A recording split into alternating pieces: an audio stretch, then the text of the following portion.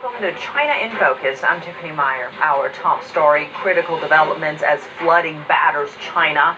An emergency breach in the embankment guarding China's second largest freshwater lake. Plus, villagers seen banding together to rescue a 90-year-old. Caught on camera, a glue factory explosion rocks southern China. The cause of the incident now under investigation. Reporting to Beijing, gathering intel and spreading propaganda. Chinese Communist Party members say they are still living under the regime's shadow even after moving to the other side of the world and putting down roots in the U.S. A look at the impact on American soil. It means civilians are collecting intelligence and becoming sub-agents or even spies for the CCP. And a counterpunch against Beijing's aggression, Japan and the Philippines sign a landmark defense pact as China ups its pressure on Manila.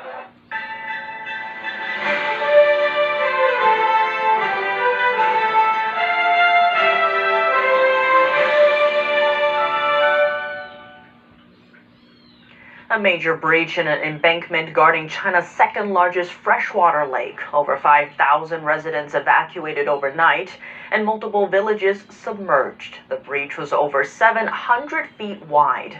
Authorities are warning locals to not talk to the media about the situation. The dam guards China's second largest freshwater lake called the Dongting. The breach was over 700 feet wide. Waters surged through the break, flooding 6 villages nearby. Some houses were almost entirely submerged, with only the roof still above water. If any of them can swim ashore, that'd be good. Look at them. A local ox farm was among the flooded properties. Dozens of the large animals were seen swimming in the overflow. Authorities are now building up a second line of defense about a mile away to prevent floodwaters from reaching any further. On Sunday, the Chinese authorities said emergency workers had patched up more than 295 feet of the breach, adding that they are still hard at work and closing up about 13 feet of the gap every hour. Authorities also said that no one was hurt or killed, although the ruling Chinese Communist Party has a history of concealing disaster casualties. This number cannot be independently verified. It's too dangerous. Wow, it might be 80 meters now. Just a moment ago, it was only 50 meters wide. Local officials are filling the breach with rocks and boulders. When the embankment first broke, it widened quickly, going from just over 30 feet to more than 300 in just an hour. Witnesses call the sight terrifying. Drone footage show that as of Saturday morning, houses and farms in many villages were still underwater. A local resident told NTD that he suspected the authorities are concealing casualties. To protect the resident's identity, we've distorted his voice. Mudslides and landslides are everywhere in the countryside. The roads are gone, and many people have been swept away by mudslides. An online post revealed a warning that local authorities sent out to internal staff, ordering them not to accept any media interviews or release any information regarding the flooding. Elsewhere in Shandong province, footage captured a daring rescue when 3 villagers saved a 90-year-old woman with quick thinking and a rope tied to a tree. Over in Hunan province, a different round of flooding caused a local dam breach last Saturday. Over 1,000 residents have been evacuated. Over 20,000 people live downstream from the dam. Chinese media reports say there is less water in the reservoir held back by the dam. They add that the emergency is under control and that there is no need for large-scale evacuation. A huge explosion in southern China on Sunday. A video clip shows plumes of smoke rising from a factory that caught on fire just before a huge fireball curled into the sky. Media reports named the explosion site as a glue factory in southern Guangdong province. Nearby businesses reported the explosion was so strong that it shattered their windows. Authorities say no injuries or casualties have been discovered so far. NTD can't independently confirm that information due to the Chinese regime's history of covering up casualties. The fire has been extinguished and the cause of the blast is under investigation. Leaders of the world's biggest military alliance gearing up to meet at a summit in Washington on Tuesday. Topics on the agenda: strengthening defenses, supporting Ukraine, and countering the Chinese Communist Party. NTD's Jack Bradley has more from the State Department. Leaders of the North Atlantic Treaty Organization, or NATO, are meeting in Washington, D.C. on Tuesday for a three-day summit. Topics of discussion will likely include supporting Ukraine in its war with Russia, protecting NATO's newest members, Sweden and Finland, and the security threats posed by the Chinese Communist regime. This comes as China and Belarus announced on Monday that they're holding joint military training exercises near the border of Poland, a NATO ally, and while Ukrainian President Vladimir Zelensky is visiting Poland. The Chinese regime is Russia's main supplier of microelectronics and tools to build missiles and tanks. And NATO Secretary General Jens Stoltenberg said that the Chinese regime will face consequences if it continues to do this, and he reiterated these points on Monday. Leaders of our Asia-Pacific partners, Australia, New Zealand, Japan and South Korea, present at the summit. That demonstrates that our security is not regional, our security is global. And that's clearly demonstrated in the war in Ukraine, where Iran, North Korea, China are supporting and enabling Russia's illegal war aggression against Ukraine. Another topic that's likely to come up during the summit is Ukraine's long-term bridge membership in NATO. President Biden has said that the war with Russia must end before Ukraine can join. If Ukraine joins NATO before that, all members will essentially be at war with Russia. The alliance is expected to announce more weapons going to Ukraine and further training of Ukrainian forces. To strengthen Ukraine's air defenses and to help Ukraine protect its cities and its grid, the United States and several of our allies will have several big announcements at this week's summit. And the NATO alliance will announce significant new steps to strengthen its military and political partnership with Ukraine. NATO has a benchmark that requires each member state to contribute at least 2% of its GDP to defense. 23 out of 32 countries are now hitting that benchmark. That's compared to just 3 countries back in 2014 when this benchmark was made. Reporting from Washington, D.C., Jack Bradley, NTD News. Amid tensions between the U.S. and China, the Chinese Communist Party, or CCP, is tightening its control over its members living abroad. A dozen of them recently told the Financial Times that the CCP expects them to fully obey the party's instructions, even though some requirements go against U.S. immigrant rules or local laws. China experts shed light on the issue. The Chinese Communist Party, CCP, has always demanded this, and it may have been emphasizing this more recently. This actually further damages the image of Chinese people and overseas Chinese. The CCP has already infiltrated a lot abroad. If it also utilizes a large number of ordinary party members, it sets a very bad precedent. It means civilians are collecting intelligence and becoming sub-agents or even spies for the CCP. Right now, there are at least 10,000 CCP members living in the U.S. Many of them hold senior positions in top U.S. institutes, plus big tech and financial corporations. The CCP has a to-do list for these elite members. Checking with Chinese officials to make sure they're still loyal to the party, tell positive stories about China to American communities, study Chinese political materials, and pay CCP membership dues. A former Chinese lawyer sheds light on what telling positive China stories means. The so-called telling China's story well is actually about telling the story of the Chinese Communist Party, CCP. It means spreading the CCP's autocratic and dictatorial system to the whole world. This has a significant impact on American society, subtly influencing American ideology, values, and culture towards communism. Therefore, American society indeed needs to be very vigilant about this.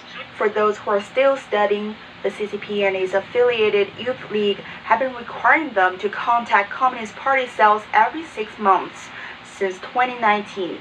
Lai pointed out that not all Chinese people want to follow the Communist Party or agree with its instruction. He's calling on overseas Chinese nationals to think critically and spread the values they learned from democracies to their Chinese peers instead of vice versa. Many party members abroad might not have a strong belief in the CCP itself. They are only doing it for personal career advancement. However, under the CCP's demands, they may risk becoming information gatherers or even spies. This is unfair to these individuals and to the wider Chinese community. For those Chinese who have already established roots in the United States, they should not try to have it both ways. They should cherish the freedom in America. New York-based immigrant attorney Felipe Alexander said having a certificate of quitting the Chinese Communist Party is helpful for the immigration process. The certificate works as a declaration for overseas CCP members who renounce their membership. Flora Hua, NTD News. The Philippines and Japan joining hands and forces to counter China. The two countries signed a defense pact on Monday. It would smooth out military cooperation and allow both sides to deploy forces on each other's soil. Let's zoom in. It enables the Philippines and Japan now to have a framework for cooperation in defense and security and other related issues. The deal comes after rising aggression from Beijing. Chinese Coast Guard vessels have repeatedly rammed Filipino boats, fired water cannons, and directed lasers at them, all to prevent the Philippines from supplying troops stationed on a disputed shoal in the South China Sea. In the most recent clash, Chinese Coast Guards used axes, knives, and spears to puncture Filipino boats. A Filipino sailor lost a finger, and 7 other sailors were also injured. A big question looming is whether Washington will get notified if the conflict escalates. The U.S. is obligated to defend the Philippines in an armed attack because the two are treaty allies. Washington has warned that it's obliged to defend Manila in an armed conflict. For more insight about what Japan calls the groundbreaking achievement, we spoke to William Chu, Japan Chair Fellow at the Hudson Institute. William Chu, thank you so much for joining us. Great to have you back on the show. Great. Happy to be back, Tiffany. Now, the Japan and Philippines have signed a defense pact as both face increasing aggression from communist China. Japan's foreign minister calling it a groundbreaking achievement. How do you read this move? Yeah, I think this is very significant. It's only Japan's third reciprocal access agreement after the UK and Australia. It permits greater training and interoperability between the Philippines and Japan, which is very important for a potential fast-moving security crisis. And to step back, it's part of Japan's broader effort to take on a global leadership role in supporting the rules-based order. Japan sees the Philippines as a key partner in that, and this builds on the recent U.S.-Japan-Philippines trilateral cooperation on security, technology, and economic development. And expanding on that, William, how do you see this latest move impacting when it comes to, say, countering that Chinese aggression? Sure. This is just yet another reminder to Beijing about how its aggressive and unlawful practices in the Scarborough Shoal, in the Taiwan Straits, in the Senkakus, are compelling other countries to work together to support a rules-based order in the Pacific. These things are not happening out of the blue. They are in reaction to Chinese aggression. Now, Beijing has lashed out at the news with its foreign ministry spokesperson saying, quote, the Asia-Pacific region does not need military blocs, and then went after Japan specifically for its actions in World War II.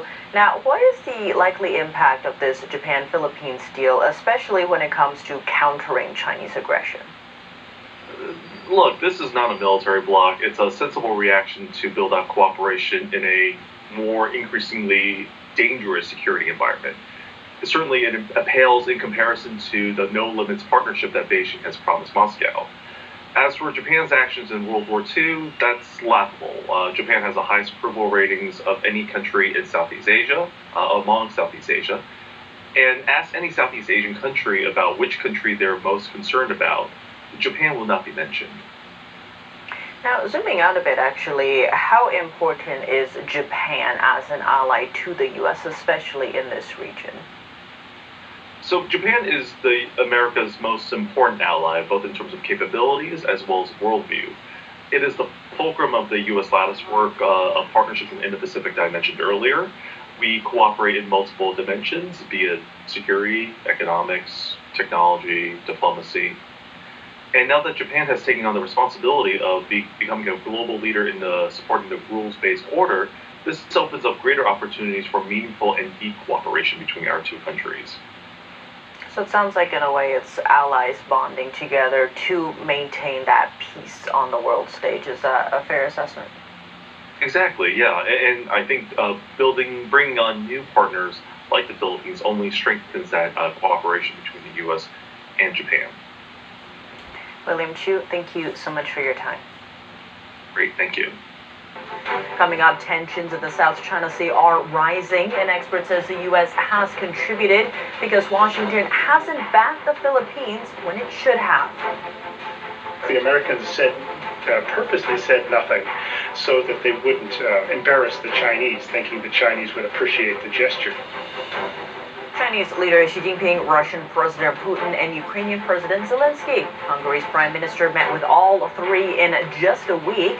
As holder of the European Union's rotating presidency, he says Hungary wants to play a key role in the Ukraine war peace plan. And zero joblessness. That's the Chinese regime's new policy to combating the country's soaring unemployment rate. The term is inspired by the infamous zero-COVID policy that put China under lockdown for years and gravely disrupted the economy. More on that after the break here on China in Focus. That's all for today's China in Focus on YouTube. We're now sharing a shortened version of our program here after being demonetized for 3 years. If you'd like to support us, consider donating. Find us at donorbox.org/China-in-focus or subscribe to our partner platform Epic TV, where you can watch our full episodes. Just click the link down below. Here's what to look out for in our second half. Tensions in the South China Sea are rising. An expert says the U.S. has contributed because Washington hasn't backed the Philippines when it should have. The Americans purposely said nothing so that they wouldn't embarrass the Chinese, thinking the Chinese would appreciate the gesture. Chinese leader Xi Jinping, Russian President Putin, and Ukrainian President Zelensky. Hungary's prime minister met with all three in just a week. As holder of the European Union's rotating presidency, he says Hungary wants to play a key role in the Ukraine war peace plan. And zero joblessness. That's the Chinese regime's new policy to combating the country's soaring unemployment rate. The term is inspired by the infamous zero-COVID policy that put China under lockdown for years and gravely disrupted the economy. More on that after the break here on China in Focus. Thanks for watching China in Focus.